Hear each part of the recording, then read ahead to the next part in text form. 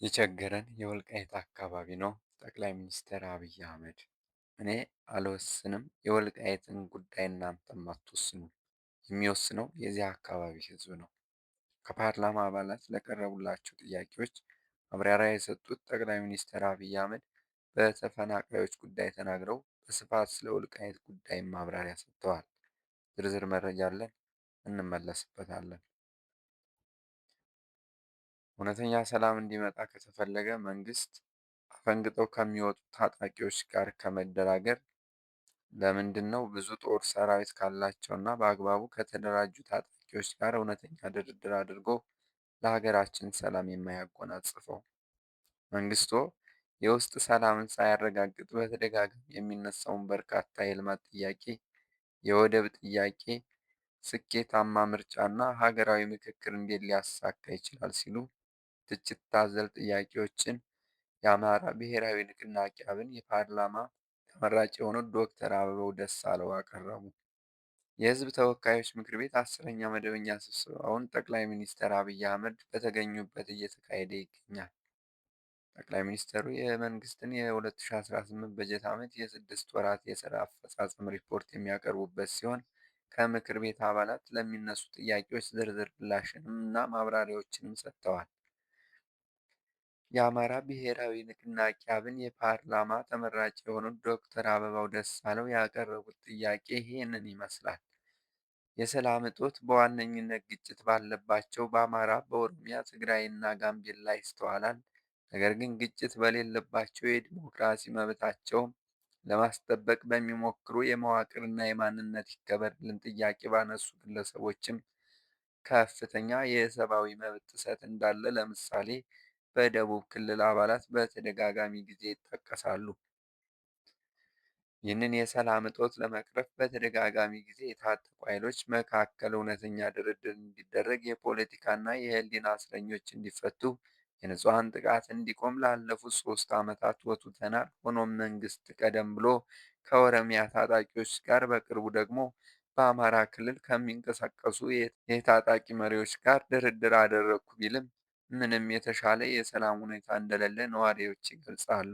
አፋብን ወይም አማራ ፋኖ ብሔራዊ ንቅናቄ የሚል መጠሪያ ያለው 15 አመራሮችን የያዘ ድርጅት አማራ ክልል ያሉ ታጣቂዎች መስርተናል እያሉ ባሉበት ወቅት መንግስት ደግሞ እነዚህ ኃይሎች ከድርድር አግደናቸዋል ከሚሏቸው ኃይሎች ጋር ድርድር ላይ መሆኑ ለሰላሙ ምን ያህል ይጠቅማል? አዲስ ከተመሰረተው አፋብን ተብሎ ከሚጠራው ድርጅት ጋርስ መንግስት ድርድር ጀምሯል ወይ? እውነተኛ ሰላም እንዲመጣ ከተፈለገ መንግስት አፈንግጠው ከሚወጡ ታጣቂዎች ጋር ከመደራደር ለምንድን ነው ብዙ ጦር ሰራዊት ካላቸው እና በአግባቡ ከተደራጁ ታጣቂዎች ጋር እውነተኛ ድርድር አድርጎ ለሀገራችን ሰላም የማያጎናጽፈው? መንግስቱ የውስጥ ሰላምን ሳያረጋግጥ በተደጋጋሚ የሚነሳውን በርካታ የልማት ጥያቄ፣ የወደብ ጥያቄ፣ ስኬታማ ምርጫና ሀገራዊ ምክክር እንዴት ሊያሳካ ይችላል? ሲሉ ጥያቄያቸውን ለዶክተር ጠቅላይ ሚኒስትር አብይ አህመድ አቀረቡ። የቸገረን የወልቃይት አካባቢ ነው። ጠቅላይ ሚኒስትር አብይ አህመድ እኔ አልወስንም፣ የወልቃይትን ጉዳይ እናንተም አትወስኑም። የሚወስነው የዚያው አካባቢ ማህበረሰብ ነው። ከፓርላማው አባላት ለቀረቡላቸው ጥያቄዎች ማብራሪያ የሰጡት ጠቅላይ ሚኒስትር አብይ አህመድ በተፈናቃዮች ጉዳይ ተናግረው በስፋት ስለ ወልቃይትም አብራርተዋል። መፈናቀልን በሚመለከት ኢትዮጵያውያን በፈለጉበት አካባቢ በሰላም ሰርተው መኖር ህገ መንግስታዊ መብታቸው ነው። ማንም የሚሰጣቸው የሚከለክላቸው ጉዳይ አይደለም፣ መብት ነው ብለዋል። የተፈናቀሉ ሰዎች መመለስ ይፈልጋሉ፣ ቀድመው የነበሩበት አካባቢም ይምጡልን ይላሉ። ዋናው የያዛቸው ለምሳሌ ጦርነት ሲጀምሩ ከኢሊባቡር ሸሽተው ትግራይ የሄዱ አርሶ አደሮች ነበሩ። ከዛ የመጣችሁ ሰዎች አጥኑ፣ ይሄ ጉዳይ ትክክለኛ መረጃ ነውም ብለዋል። ሰዎች ሸሽተው ትግራይ ገብተዋል። ኢሊባቡር ያሉ አርሶ አደሮች ከነሱ ማሳ ቡና ለቅመው ሸጠው ገንዘቡን በአካውንታቸው ያስገባሉ። ሰዎች የሉም። ከእርሻቸው ላይ የተመረተ ምርት ሸጠው ገንዘቡን በራሳቸው አካውንት ያስገባሉ። ሰዎቹ የእኛ ሰዎች በሌለንበት ሰርተው አካውንታችን እያስገቡ ነውና በቃ እንመለስ ብለው ተመልሰው ኢሊባቡር አሉ። አሁንም እየኖሩ ነው ብለዋል። ወልቃይትን በተመለከተ ምን አሉ? በራያ አይታችኋል፣ ሰው ተመልሶ እየኖረ ነው። በጸለምትም አይታችኋል። ሰው ተመልሶ እየኖረ ነው። ብዙ ኦሮሚያ አካባቢ ተመልሷል፣ እየኖሩ ነው። የቸገረን አሁን የወልቃይት አካባቢ ነው ብለዋል። እንዲህ ብለው ንግግራቸውን ለማስረዳት አንዲት ምሳሌ ተጠቀሙ። ልክ ገበሬ ዘር ዘርቶ ከዝናብ በኋላ ምርት እንደሚጠብቀው አምኖ ዘር ዘርቶ ከሆነ ከወራት በኋላ የተሻለ ያፈራል ብሎ እንደሚጠብቀው ስደት፣ መፈናቀል፣ ስቃይ ዘርተው ከሌሎች ኃይል እርዳታ የሚጠብቁ ሰዎች አሉ። ስቃይ ዘርተው መከራ ዘርተው ችግር ዘርተው የተፈናቀለን አትሄድም ብለው ይዘው ማለት ነው። ተፈናቃይ ያልተመለሰበት አካባቢ ሰው እንዳይመለስ ስለፈለገ ሳይሆን ሰዎቹም መመለስ ስለማይፈልጉ ሳይሆን ተፈናቃይ መያዣ ያደረገ ፖለቲካ ኢትዮጵያ ውስጥ በመኖሩ ነው ብለዋል።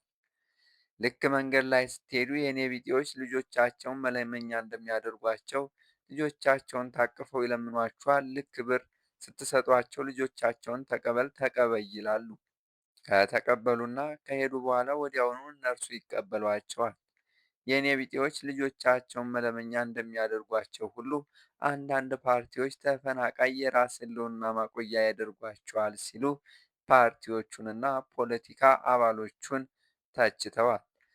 ይህን ለማሻሻል ብዙ ሙከራ ተደርጓል፣ ብዙ ተሰርቷልም ብለዋል። የይገባኛል ጥያቄ በአማራና በትግራይ ለረጅም ጊዜ ቆይቷል። ሁለቱም ክልሎች ማስረጃ አስገድፈው ተቀባይነት ይኑረውም አይኑረውም ይሄ ቦታ ይገባኛል ይላሉ።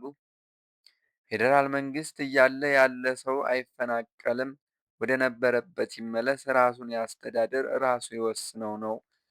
አንድ ሰው እዚህ ተቀምጦ ከሚወስነው በህጉ አግባብ ይወስን ነው የምንለው። ማን መወሰን ይችላል? በዚህ ህዝብ ህልውና መሻት ላይ የትኛው ባለስልጣን ነው የሚገባህ እዚህ ነው ብሎ መወሰን የሚችለው? በዚህ ምክንያት የወልቃይት ህዝብ እንደ የትኛውም ኢትዮጵያዊ በጀት መደገፍ፣ ትምህርት ማግኘት ሲገባው ፌዴራል መንግስት ማገዝ የሚገባውን ነገር ሳያግዘው እንዲቆይ ያደረገው ጉዳይ ይሄ ጉዳይ በሰላም ቢፈታ ይሻላል፣ ሁለት ወንድማማች ህዝብ በሚያባላ መንገድ ሊፈታ አይገባውም ከሚል ጽኑ እምነት ጋር የተያያዘ ነው ብለዋል። እኔ አልወስንም፣ የወልቃይትን ጉዳይ እናንተም አትወስኑም፣ የሚወስነው የዚህ አካባቢ ህዝብ ነው። ለዚህም ፓርቲዎች አስቸኳይ ነገር መፍጠር የሚጠበቅባቸው ይመስለኛል ብለዋል። በህዳሴ ግድቡ ላይ 1 ብር እርዳታ 1 ብር ብድርም ኢትዮጵያ አልወሰደችም ሲሉ ጠቅላይ ሚኒስትር አብይ አህመድ በዛሬ የፓርላማ ማብራሪያቸው አሜሪካ ስለ ህዳሴ ግድቡ በተደጋጋሚ ለምትለፈልፈው ጉዳይ ግልጽ ምላሽ ሰጥተዋል። የአሜሪካው ፕሬዝዳንት ዶናልድ ትራምፕ አሜሪካ ህዳሴ ግድቡን በገንዘብ ረድታለች፣ እኛ ደግፈን ነው የተሰራው በማለት ከ3 ጊዜ በላይ መናገራቸውም ይታወሳል። ፕሬዚዳንቱ በቅርቡ በዋይት ሀውስ በሰጡት ጋዜጣዊ መግለጫም ዩናይትድ ስቴትስ የህዳሴ ግድብን በገንዘብ ማገዟ ኃላፊነት ትወስዳለች ሲሉ ተደምጠው ነበር። ለግድቡ ማን እንደከፈለ ታውቃላችሁ? ዩናይትድ ስቴትስ ሲሉ በራሳቸው ጠያቂና መላሽ ሆነው የተስተዋሉት ትራምፕ ይቺ ሀገር በገንዘብ አግዛለች አላቅም፣ ምናልባት የሪፐብሊካን መሪ ሊሆን ይችላል፣ ግን ነው ብዬ አላስብም፣ የዲሞክራቲክ ይመስለኛል ነበር ያሉት። ጠቅላይ ሚኒስትር አብይ አህመድ ዛሬ ከፓርላማ አባላት ለቀረቡላቸው ጥያቄዎች ማብራሪያ በሰጡት ወቅት በህዳሴው ላይ 1 ብር እርዳታ 1 ብር ብድር ኢትዮጵያ አልወሰደችም ሲሉ ግልጽ ምላሽ ሰጥተዋል። በጀግኖች ኢትዮጵያውያን ቁርጠኛ አቋም በሀገር ውስጥም ከሀገር ውጭም ያሉ ኢትዮጵያውያን በቁርጠኝነት ጨክነው በጋራ ቆመው ስለሰሩ የተወሰነ ፕሮጀክት ነው ሲሉም ተናግረዋል።